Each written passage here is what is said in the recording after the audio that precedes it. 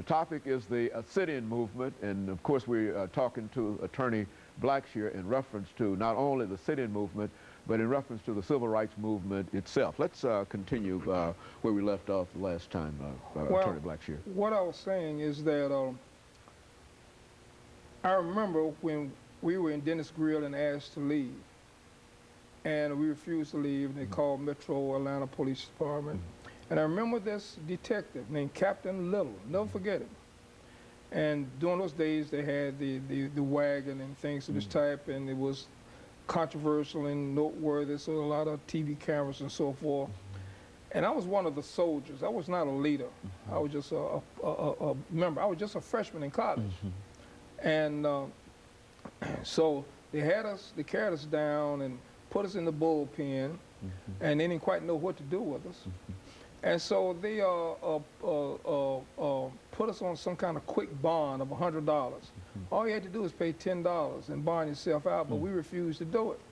We were operating under the concept of jail versus bail. We wanted to go to jail to dramatize the treatment of black people in the South. So that's why we wanted to go to jail and didn't want to get bailed out. So they put us, I remember me and a person from Clark College. I don't know his name, I just remember his nickname was Puddin'. We were put in a cell that night with 14 hardened criminals. Well, I'm being facetious when I say that. I just say 14 young men who've been accused of committing a crime. They may have been innocent.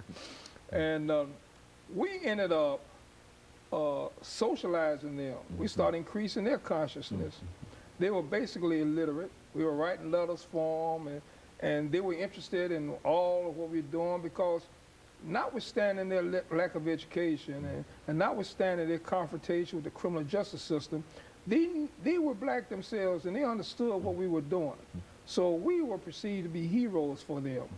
And so we began to talk to them about John Locke, the Lockean concept, the natural rights theory, the moral laws of the universe, and how all men are born free. And we began to echo the words of Thomas Jefferson as subscribed in the Declaration of Independence and things of this type. And so the jail keepers didn't like that because we were arousing the consciousness of the inmates. So we were let out anyway, whether we posted they didn't want you there. We didn't have to pay the $10 to turn us loose. So, but during that time I was in jail, you know, we busted the rocks on the chain gang from on the Highway 41 between Atlanta and Marietta. They actually had you. Oh yeah, yeah. And so you went through that kind of indignity, but eventually you're let out, and then you continue on. You might get arrested again.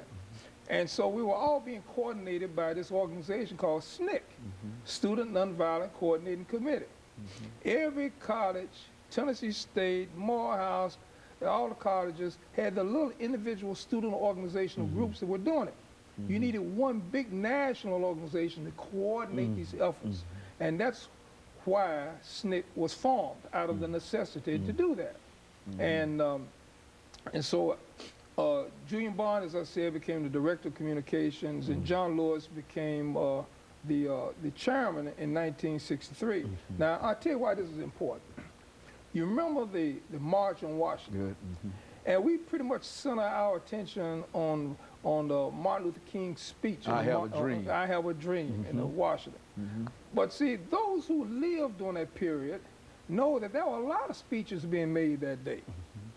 John Lewis, on behalf of the Student Nonviolent Coordinating Committee, is going to make a speech too. His speech was so full of anger that the civil rights leaders had to moderate the speech before he gave it. His leaders. Right. And when he gave it, it still was an angry speech. That was during this time that Kennedy was the president of the United States. And we all had it out that the Kennedy administration was very sympathetic toward the black students who were participating in the civil rights movement and so forth, and being sicked on by dogs, by Bull Connor in Birmingham, and things of this type. And this March on Washington was a feel-good movement. And not trying to diminish Martin Luther King, but if you look at the speech again, it was a feel feel-good speech. But when John Lewis got up, John Lewis made the statement that, why are we up here trying to make everybody feel good? There are a lot of starving brothers who can't afford transportation costs to be here. He began to challenge President Kennedy, which nobody else did. He said, why aren't your troops down there in Americus, Georgia, where they are killing the black kids now for demonstrating? Why aren't your troops in Danville, Virginia, when you got young black people having a death penalty imposed upon them for doing no more but engaging in peaceful demonstration? And Lewis kept talking that way, and finally he ends up saying, he said, all of you may be up here trying to make us all feel good, but as members of the Student Nonviolent Coordinating Committee, I'll tell you, there will not be a cooling off period. Now, that set the tone for the whole world to understand that Martin Luther King was our spiritual leader, but the persons who actually organized, conducted, and furthered the cause of the sit-in demonstrations that culminated in the formation of the 1964 Civil Rights Act were leaders like John Lewis, the chairman, Julian Bond, the director of communication, and a whole lot of unknown, unsung participants, both men and women, such as myself, who went to jail and suffered indignities for that reason. And it was more than sit-ins. We also participated in boycotts. Well, A&P in Atlanta, for example, we boycotted the A&P in the rain. I remember it was raining, with the placards going around, trying to dramatize the situation of not hiring black employees beyond the level of stockroom boys. Didn't have no cashiers or any positions of some worth or some dignity. So we began to dramatize that by our boycotts. Now, again, that was a student nonviolent coordinating committee. Very good. And of course, this whole movement is almost exclusively a college kind of movement. Is that what you're saying? Yeah. Now, it was almost exclusively a college type of movement. I also need to clarify something else. There were a significant number of white students, Agnes Scott in Atlanta, and places like that joined that movement as well. And they were likewise subjected to indignities as being nigger lovers, so to speak.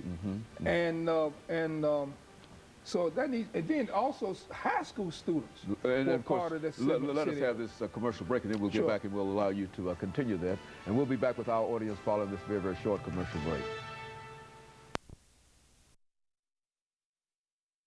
The topic is the